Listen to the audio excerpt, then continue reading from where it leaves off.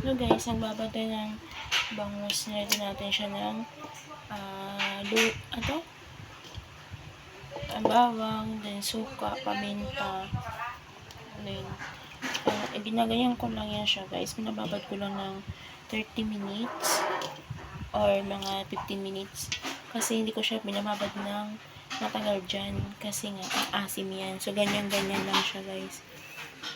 Ginaganyan ko lang siya para lang malasahan lang yung huwag yung sobrang babad guys.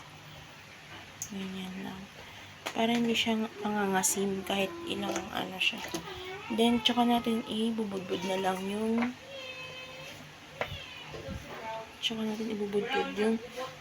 ating bawang dyan.